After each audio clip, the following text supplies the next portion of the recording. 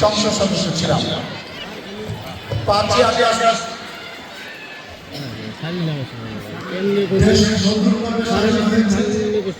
নতুনভাবে আমার গণতন্ত্রকে ফিরে পেয়েছি। এইটা এইভাবে হবে, এখানে যারা বসে আছেন কেউ জানতেন না, যেহেতু অনেক কিছু নতুন আমাদের দেখতে হয়েছে।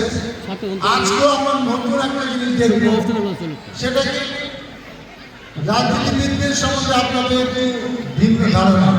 তারা নাকি বক্তৃতায় দিতে জানে, হুকুম দিতে জানে না, এবং বক্তৃতা দেয় 15 মিনিট 20 মিনিট আধা ঘন্টা। বক্তৃতা যখন শুরু হয় তখন একটা সিরিয়াল বক্তব্য হয়।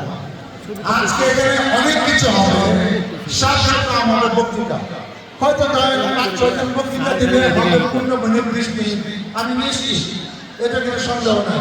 আমিও হয়তো 5 মিনিট বক্তব্য দিব না, আপনারা নিশ্চিত থাকেন। আমরা আজকে এখানে একটু মজা করতে আসছি, এবং এটা অনেক কিছু আপনার টাইম ম্যানেজমেন্টের ব্যাপার আছে। আপনি অনুষ্ঠান শেষে শিখবেন কেন আমাকে মাইক ধরতে হয়েছে, এবং হয়তো এই অনুষ্ঠানটা বেশিরভাগ আমাকেই পরিচালনা করতে হবে। এখন আপাতত আপনারা ভুলে যান যে আজকে অনুষ্ঠানে আমি প্রধান অতিথি। আপনার অনুষ্ঠান দেখেন, আবার বক্তৃতার সময় আমি প্রধান অতিথি হিসেবে আপনাদের সঙ্গে শুরু করবো। আপাতত প্রধান অতিথি আমাকে ভাবার দরকার নেই। এখন আমাদের দুটা খেলা পরিচালনা হবে। একটা হলো অতিথিদের জন্য, শিক্ষকদের জন্য হাড়ি ভাঙা গামছা দেবে, আর একটা হলো মহিলাদের জন্য পিলো পাশা। সবগুলো এই চত্বরে হবে যেন বেশিরভাগ দর্শক এরা সব দেখতে পারে। এবং আমার ইচ্ছা আছে যখন তারপরে আমরা পুরস্কার বিতরণে চলে যাব, তারপরে আমরা কালচার অনুষ্ঠান হবে, এই মঞ্চে নাচ গান অভিনয় সব কিছু হবে, এবং তারপরে আমাদের অনুষ্ঠান শেষ ফাঁকে ফাঁকে বক্তৃতা হবে। কখন কাকে দিব সেটা আমিও জানি না, সিচুয়েশন হিসেবে সেই অবস্থা আমরা তৈরি করে দেবো।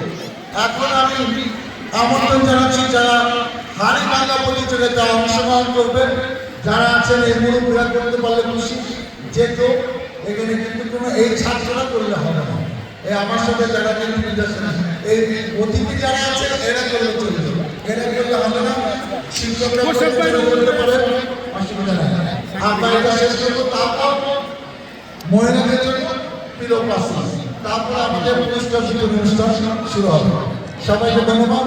যারা এখানে আসবেন, একটা লাঠি দরকার, একটা গামছা দরকার, 2টা গামছা হলে ভালো হয়। আমি বিনীতভাবে অনুরোধ করছি যারা দায়িত্বে আছে লাঠি গামছা নিয়ে সামনে আসেন।